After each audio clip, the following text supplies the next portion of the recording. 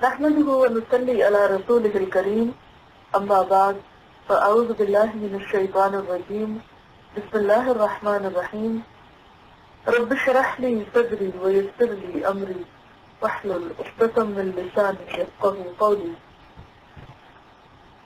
آج کا موضوع ہے عبرت پذیری، عبرت حاصل کرنا، کسی چیز سے سبق سیکھنا۔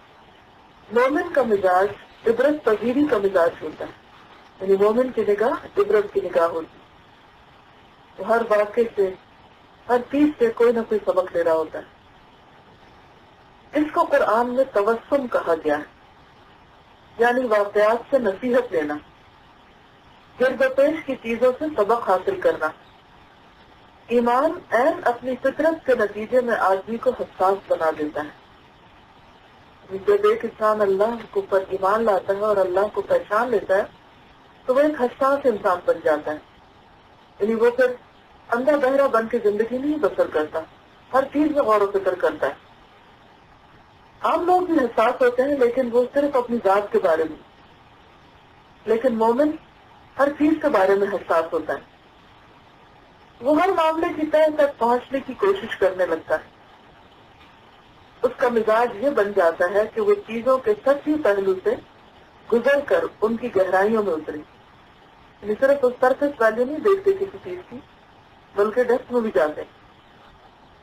جن چیزوں کو دیکھ کر لوگ سرسری طور پر گزر جاتے ہیں، یعنی بے پرواہی کے ساتھ، ان میں وہ حکمت کا خزانہ دریافت کر لیتا ہے، وہ بصارت سے گزر کر بصیرت کی نعمتوں کو پا لیتا ہے۔ بصارت ہوتی ہے ظاہری آنکھ سے دیکھنا، اور بصیرت ہوتا ہے دل کی آنکھ سے دیکھنا۔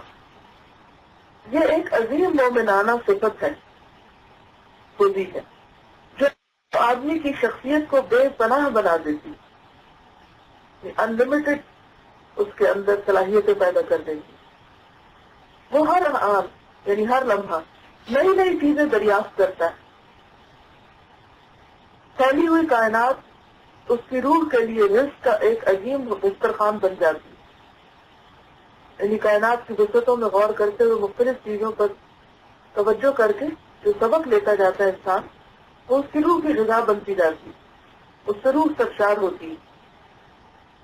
سورج کی روشنی میں اس کو معرفت کا نور دکھائی دیتا ہے، ہوا کے جھونکوں میں وہ لمس ربانی کے تجربے کرنے لگتا ہے، یہ ہوا چلتی ہے اور اس کے جسم کو ٹچ کرتی ہے تو اسے اللہ کی یاد آتی، اللہ کی قدرت کا احساس ہوتا ہے کہ کس طرح ایک انویزیبل چیز کو اس نے اس کے لیے اتنا خوشگوار بنا دیا۔ سرسبز درخت اور رنگین پھول اس کو عالم معنویت کی جھلکیاں دکھائی دینے لگتے ہیں، یعنی ہر چیز میننگ فل لگتی۔ وہ ہر بہار میں ایک اور وسیع تر بہار اور ہر خزاں میں ایک اور بامانی خزاں کا منظر دیکھنے لگتا ہے۔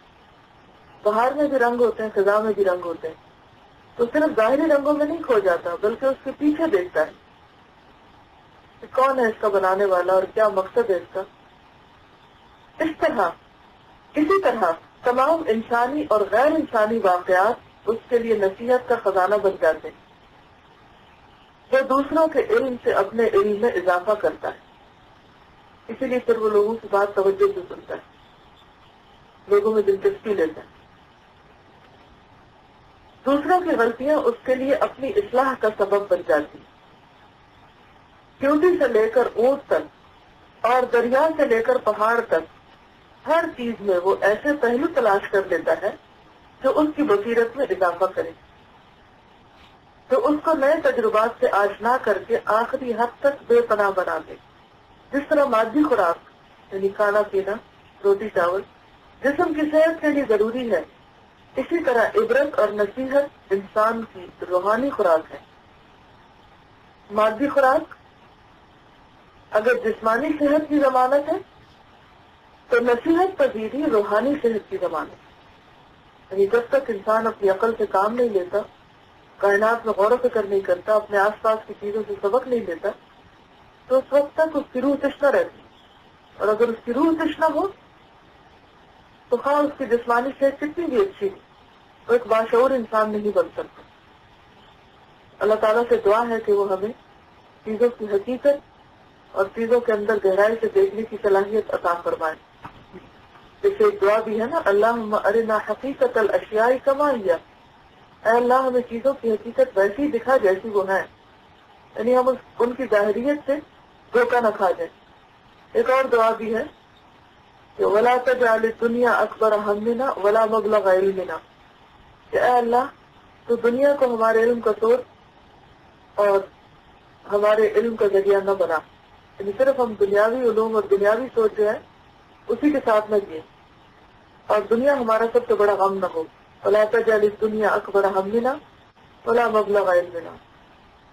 اور ایسے لوگ جو غافل بن کے جیتے ہیں اور اپنے آس پاس سے سبق نہیں لیتے، ان کے بارے میں اللہ تعالیٰ فرماتے ہیں یعلمون ظاہرا من الحیات الدنیا وہم عن الآخرۃ هم غافلون، وہ دنیا کی ظاہری زندگی کا ہی صرف پہلو جانتے ہیں، یعنی دنیا کا ظاہری حصہ ہی صرف جانتے ہیں اور آخرت سے غافل ہیں، یعنی وہ صرف دنیا میں جیتے ہیں، آخرت کو بھولے ہوئے۔